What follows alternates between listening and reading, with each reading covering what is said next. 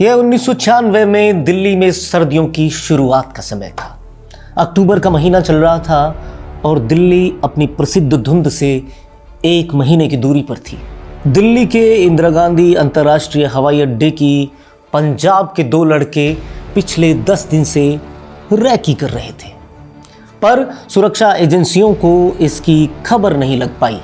ये दोनों लड़के इंदिरा गांधी हवाई अड्डे में दाखिल होने का सबसे माकूल रास्ता ढूंढ रहे थे, जो उन्हें सबकी नज़रों से छुपाए हुए बस रनवे पर खड़े लंदन जाने वाले हवाई जहाज़ तक पहुंचा दे। इन 10 दिनों में ये बेहद युवा लड़के वो रास्ता नहीं खोज पाए थे जिसकी उन्हें तलाश थी।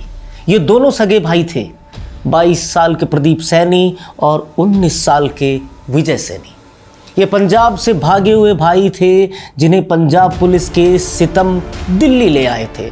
दरअसल ऑपरेशन ब्लू स्टार के बाद पटरी पर लौटते पंजाब में पुलिस मुस्तैदी से किसी भी तरह चरमपंथियों के मुंह न उठा पाने के लिए प्रतिबद्ध थी। पंजाब पुलिस की निगाह खालिस्तान की मांग के समर्थक युवाओं पर ज़्यादा टिकी रहती थी और उन दिनों पुलिस हर नौजवान को ही शक की निगाह से देखती थी। और ऐसा ही पंजाब के एक छोटे से गांव में रहने वाले इन दोनों युवाओं के साथ हुआ था। पुलिस को इनपुट मिला कि प्रदीप सैनी का लिंक किसी चरमपंथी विचारधारा वाले दल से है, जबकि ये दोनों भाई एक छोटा सा मोटर गैराज चला के अपनी रोजी कमा रहे थे। पुलिस पूछताछ के लिए बार बार इनको तलब करने लगी और जब दोनों भाइयों ने ही पुलिस को हर बार यही कहा कि वो मामूली लोग हैं और उनका किसी बात से कोई लेना देना नहीं है, तब पुलिस उन पर सख्ती करने लगी। ऐसे में प्रदीप और विजय दोनों ही खौफ में जीने के लिए मजबूर थे। दोनों ने अपने जानकारों को बताया कि पुलिस या सितम से वो त्रस्त हो गए हैं और कोई रास्ता नहीं बचा है पुलिस के अत्याचार से मुक्ति का। ऐसे में रिश्तेदारों में से किसी ने उन्हें देश छोड़ने की सलाह दे दी और कहा कि उनके ज़्यादातर रिश्तेदार इंग्लैंड में रहते हैं, तो वहाँ किसी के पास चले जाएं और रोजी रोटी भी कमा पाएंगे।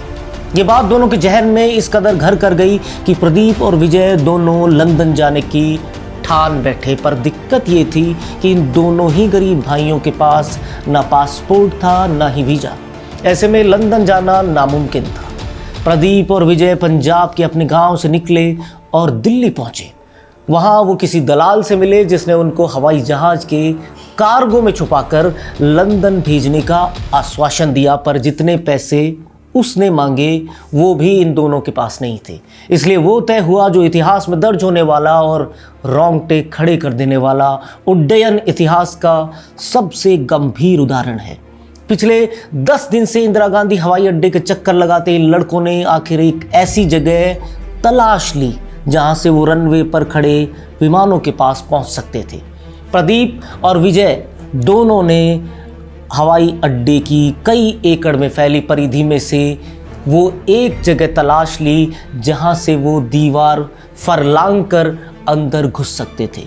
आखिर 12 अक्टूबर 1996 को वो इंदिरा गांधी इंटरनेशनल एयरपोर्ट के अंदर पहुंचने में कामयाब हुए।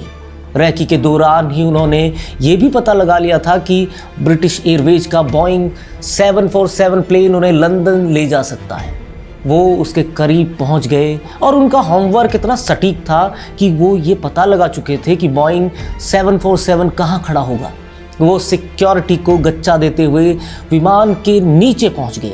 ये विमान दिल्ली से उड़कर लंदन के हीथ्रो एयरपोर्ट पर पहुंचने के लिए 10 घंटे की लंबी उड़ान भरने के लिए तैयार था।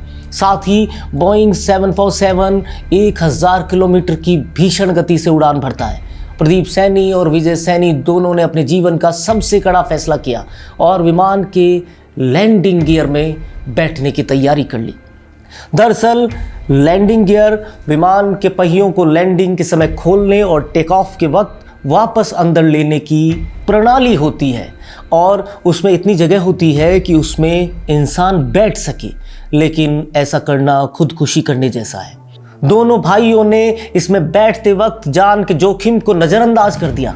विमान ने 12:45 पर भारतीय समयानुसार दिल्ली के इंदिरा गांधी इंटरनेशनल एयरपोर्ट से उड़ान भरी उड़ान के वक्त बोइंग के इंजन इतना शोर करते हैं कि आदमी बहरा हो सकता है।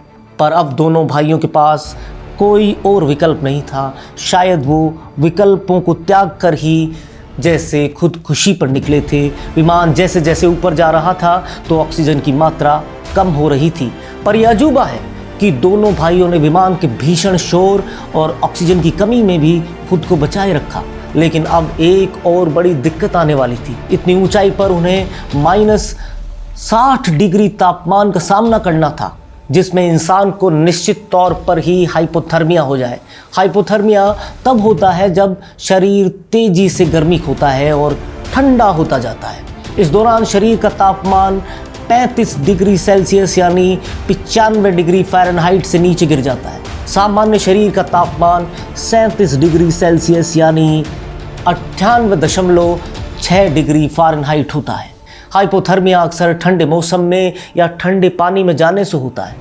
ये 10 डिग्री सेल्सियस से नीचे के इंडोर तापमान में रहने से भी हो सकता है। इसकी वजह से इंसान भ्रम की स्थिति में चला जाता है और तेज़ी से दिमाग नींद की अवस्था में चला जाता है और इंसान की मौत हो जाती है। अब बोइंग 747 40,000 फीट की ऊंचाई पर था। धरती से 6 मील ऊपर आकाश में दो युवा एक विमान के लैंडिंग गियर में छिपे लंदन की तरफ बढ़ रहे थे। उन्हें पता था कि वो अपनी मौत की तरफ बढ़ रहे हैं, लेकिन उन्होंने खुद को इसके लिए शायद तैयार कर लिया था। विमान को 5:10 पर हीथ्रो इंटरनेशनल एयरपोर्ट पर लैंड करना था। इस तय वक्त से पहले ही विमान के कैप्टन ने तकरीबन 2000 फीट की ऊंचाई पर हीथ्रो हवाई अड्डे पर लैंड करने के लिए लैंडिंग गियर खोल दिया और 19 वर्ष का विजय बर्फ के गोले की तरह लंदन में गिरा।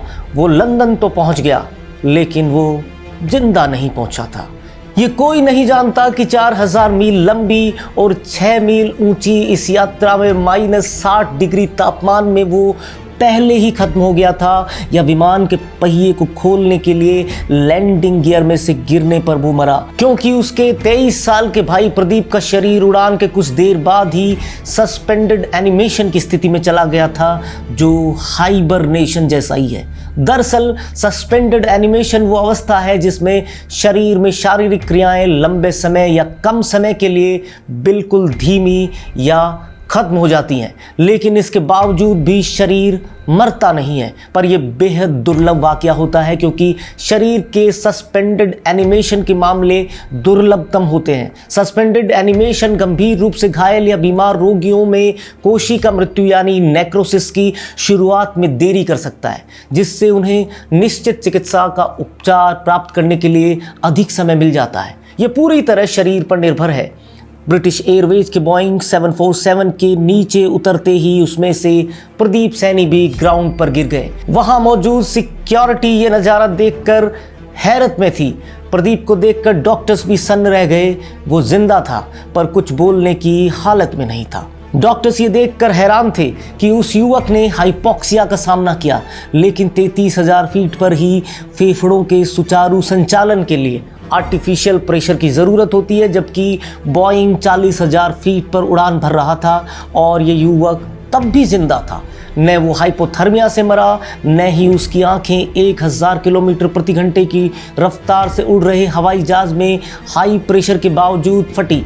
22,000 फीट या यूँ कहें कि 6,720 मीटर पर उसकी ब्लड ऑक्सीजन को ड्रॉप हो जाना चाहिए था, पर वो उसके सामने भी जिंदा रह गया। ये मेडिकल हिस्ट्री के लिए एक नया चैलेंज था। प्रदीप का भाई विजय करीब 5 दिन बाद साउथ वेस्ट लंदन के रिचमॉन्ड स्थित एक औद्योगिक क्षेत्र में मृत पाया गया, जिसकी पहचान विजय सैनी के रूप में हुई। मालूम चला कि विजय की मौत असहनीय ठंड की वजह से हुई थी। जब वो नीचे गिरा था उस वक्त उसका शव ठंड के मारे जम गया था। बाद में लंदन में प्रदीप पर गैर कानूनी ढंग से प्रवेश का 18 साल तक मुकदमा चला। आखिर उसे बरी कर दिया गया।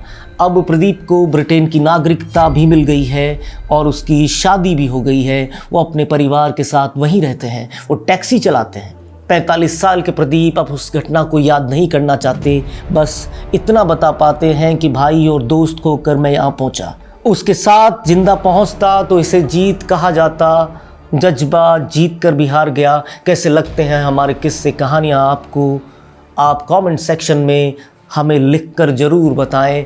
हमारी किस्से कहानियों को अपने लोगों के साथ में साझा करें। शुक्रिया।